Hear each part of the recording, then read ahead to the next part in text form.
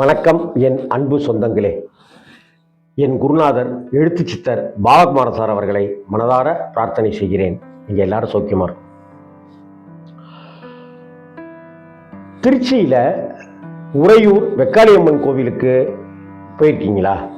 அதே போல திருச்சியில குடுமாயி அம்மன் அப்படிங்கிற ஒரு அம்மன் மகா வல்லமை கொண்டவன்.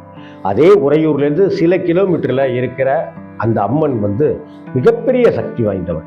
இன்னும் சொல்ல போனா அந்த குருமாயி அம்மன்கிறவ உக்கிரமான தெய்வம். அவகிட்ட நம்ம பாச்சாலாம் பழிக்காது.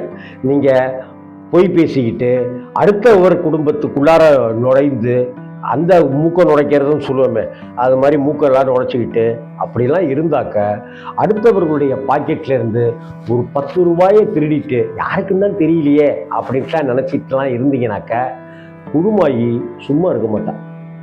குருமாயி நீதியும் நேர்மையும் கொண்டவர். சத்தியம்தான் வாழ்க்கை அப்படின்னு இருப்பவர்களுக்கு அருள்வாளிக்கக்கூடியவர். குருமாயி தெய்வத்துக்கான விழாக்களே அவ்வளவு ஆக்ரோஷமாகவும் அவ்வளவு சிலிர்க்க வைக்கக்கூடியதாகவும் இருக்கும். மாசி மாசத்துல அந்த திருவிழா நடக்கும். சித்திரை மாசத்துலயும் குருமாயிக்காக நேர்த்திக்கடன் செலுத்துகிற பக்தர்கள் தமிழகத்திலிருந்து பல ஊர்கள்ல இருந்து சாமி கும்பிடுறத வழக்கமாகவே வச்சிருக்காங்க.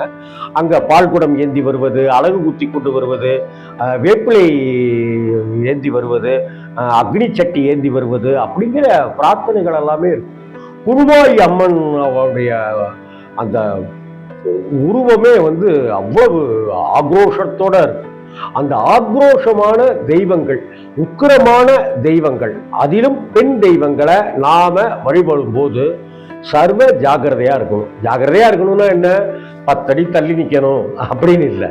நாம உண்மையானவர்களா இருக்கணும், நேர்மையானவர்களா இருக்கணும், பொய் சொல்லாதவர்களா இருக்கணும், திருடாதவர்களா இருக்கணும், அடுத்தவன் சொத்துக்கு ஆசைப்படாதவங்களா இருக்கணும், அடுத்தவன் குடும்பத்தை கெடுக்காதவங்களா இருக்கணும், கபலீகரம் செய்யாதவர்களா இருக்கணும், கண்ணுக்கு தெரியாம தப்பு தப்பா செய்யறவங்களா அப்படிலாம் இருந்தா குருமாயி கண்ணுலயே குத்துவா. அதாவது சொல்லுவாங்கல்ல, உமாச்சி கண்ணுலயே குத்துவோம், சாப்பிட்டு அப்படின்னு. நிஜமாகவே குருமாயி நம் கண்களை குத்துவாள். கண்களை குத்துவாள்னு என்ன அர்த்தம்? அவளுடைய சூலாயுதத்தை எடுத்துறது நம்ம கண்ணை குத்துவான்னு அர்த்தமா? கிடையாது. நம்மளுடைய புத்தியை மழுங்கடிப்பாள், நம்மளுடைய மூளையை மழுங்கடிப்பாள், நம்மளுடைய சிந்தனையில் தெளிவில்லாத ஒரு நிலையை கொடுப்பாள். அவ்வளவு கோபக்காரியவள், சும்மா விடமாட்டான் நம்மள. அப்பேற்பட்டவள் கிட்ட நாம நம்ம குடும்பத்தோட போய் நிக்கணும். குருமாயி சன்னதியில நாம தனியா போய் நிக்க கூடாது, குடும்பத்தோட போய் நிக்கணும். அப்படி குடும்பத்தோட பொண்டாட்டி, பையன், பொண்ணு, பேரன், பேத்தி, மாப்பிள்ளை அப்படின்னு எல்லாம் போய் நிக்கணும்.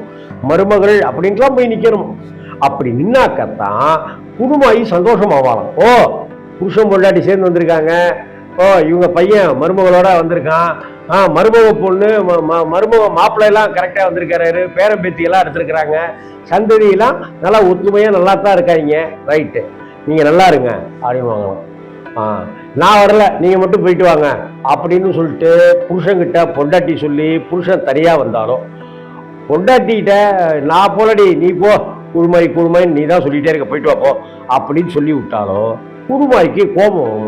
நம்ம போனாக்க கல்யாண வீட்டுக்கு போயிருப்போம், மனைவிக்கு வர முடியலன்ட்டு நம்ம மட்டும் போயிருப்போம்.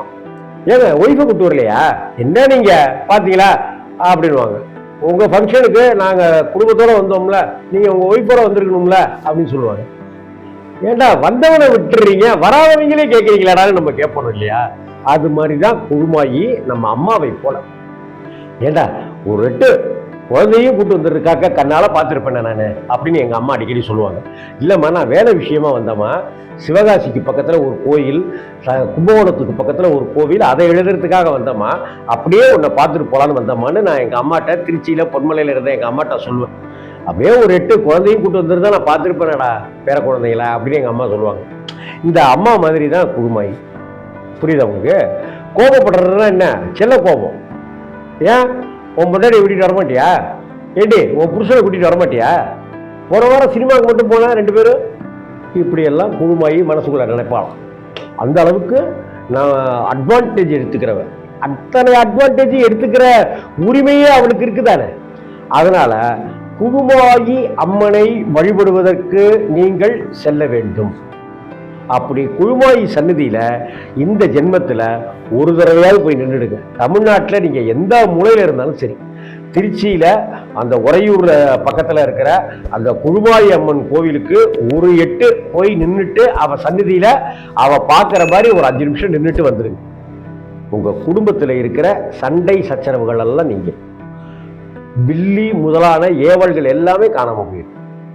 உங்க வீட்டில் நல்லது நடக்காம தடப்பட்டு இருக்குனாக்க அந்த காரியங்கள் எல்லாம் நல்லது நடக்கும். கரு உண்டாகலையா, கரு உண்டாகும். குழந்தை பேச்சு வரலையா, குழந்தைக்கு பேச்சு வரும். குழந்தை படிக்கிறதுல நல்லா கவனம் செலுத்துற சமத்தான குழந்தையா இருக்கா, அதெல்லாம் நடக்கும். நல்ல படிப்பு படிச்சுட்டு வேலை கிடைக்காம தம்பி சுத்திட்டு இருக்காப்படியா வீட்டில், அந்த தம்பிக்கு நல்லபடியான வேலை கிடைக்கும். வீடு வாங்கறதுக்கு இடமே இல்லைன்னு நினைச்சீங்களா, அட்டகாசமா நீங்க நினைச்சதை விட 3 மடங்கு அழகான ஒரு ஜம்முன்னு ஒரு வீடை நீங்க கட்டுவீங்க, இல்லைன்னா கட்ட வீட்டை வாங்குவீங்க. இது எல்லாம் நடக்கும். நல்ல நல்ல சந்தோஷங்கள் உங்க வாழ்க்கையில வரணும்னா, நம்ம அம்மா மாதிரி நம்ம கிட்ட செல்லமா கோபப்படுற, நம்ம அம்மா மாதிரி நம்மளை உரிமை எடுத்து கண்டிக்கிற அந்த குழுமாயி அன்னைகிட்ட போய் நின்றுடுறோம். அந்த குழுமாயி நம் குடும்பத்தையே காக்கக்கூடியவள், நம் சந்ததியவே செழிக்கக்கூடியவள், நம் வம்சத்தை வாழையடி வாழையாக வளரச் செய்பவள் தான் குழுமாயி. கொஞ்சம் கோபக்காரி, கொஞ்சம் ரோஷக்காரி, கொஞ்சம் ஆவேசம் கொண்டவன். ஆவேசம் எல்லாத்தையுமே கொண்டு இருக்கும். கோபத்தை நான் எல்லாத்தையும் காட்டிட்டு இருக்க முடியுமா? என் மனைவி எல்லாத்தையும் சல்லுபுல்லுன்னு திட்டிட முடியுமா? கணவன் மனைவி கிட்ட கோவப்படுறது, மனைவி கணவன் கிட்ட கோவப்படுறதுங்கிறது தான் ஊழல். ஊழலுக்கு அப்புறம் ஒரு கூடல், பிரிவு, சந்தோஷம், அன்பு, ஸ்நேகம் அப்படிங்கிறதெல்லாம். வேற யார்கிட்டயாவது கோச்சிக்க முடியுமா சொல்லுங்க? நான் எங்கள் அண்ணன்ட்ட போய் கோச்சிக்கிட்டேனாக்க என்ன சொல்லுவான்? நீ எனக்கு அண்ணனும் இல்லை, நான் உனக்கு தம்பியும் இல்லைன்னுவான். எங்கள் அக்காட்ட போய் நான் கோச்சிட்டேன்னு வைங்க, நீ எனக்கு அக்காவும் இல்லை, நான் உனக்கு தம்பியும் இல்லை, நீ எனக்கு தம்பியும் இல்லை, நான் உனக்கு அக்காவும் இல்லை அப்படின்லாம் சொல்லிடுவாங்க. அக்காட்டே அப்படின்னா அக்கா பசங்கள்கிட்ட யோசிச்சு பாருங்க. ஆனால் அப்படி இல்லை, குழுமாயி அப்படி இல்லை. நம்ம எத்தனை எனக்கு 57 வயசு, நான் இன்னும் ஒரு 10 வருஷம் கழிச்சு போய் குழுமாயி சன்னதியில் நிற்கிறேன். 65 வயசுல கிழவனா நிற்கிறேன் அப்படின்னாலும் குழுமாய்க்கு நான் குழந்தை தான். எங்கள் அம்மாவுக்கு நான் கடைசி வரைக்கும் குழந்தை தானேங்க. அதுபோல் குழுமாயி ஒரு குழந்தைய போல தான் பக்தர்களை பார்த்துக்கிறேன். உங்கள் குடும்பத்தையும் அப்படி தான் பார்த்துக்குவோம். நீங்கள் குடும்பத்தோடு போய் நிற்கணும், அதுதான் இங்கே முக்கியம். தமிழ்நாட்டில் எத்தனையோ கோவில்கள் இருக்குங்க, ஆனால் இந்த குழுமாயி கோவில் குடும்பத்தோடு நிற்கிற கோவில். குடும்பத்தோடு சேர்ந்து சாமி கும்பிடுங்க. எந்த கோயிலாக இருந்தாலுமே அப்படி தான் செய்யணும். நம்மளாம் செய்யறது இல்லை, இஷ்டத்துக்கு போகிறோம். புருஷனுக்கு பிடிச்ச கோயில், பொண்டாட்டிக்கு பிடிச்ச கோயில், பையனுக்கு பிடிச்ச கோயில்னு ரகரகமாக தினுசாக பிரிச்சுக்கிட்டோம். கல்யாணத்துக்காக ஒரு கோவில், டைவர்ஸ் சீக்கிரம் கிடைக்கணுங்கிறதுக்காக ஒரு கோவில், புருஷன் கூட சேரணுங்கிறதுக்காக ஒரு கோவில், புருஷன் கூட பிரியணுங்கிறதுக்காக ஒரு கோவில், குழந்தை கிடைக்கணுங்கிறதுக்காக ஒரு கோவில், குழந்தை நல்லா படிக்கணுங்கிறதுக்காக ஒரு கோயில், ஒவ்வொரு கோயிலாக நம்ம தான் பிரித்து வச்சுட்டு இருக்கிறோம். ஆனால் குடும்பமாக கோயிலுக்கு போகிற வழக்கத்தை நம்ம செய்யறது என்னன்னாக்கா டூர் மாதிரி ஆகிட்டு.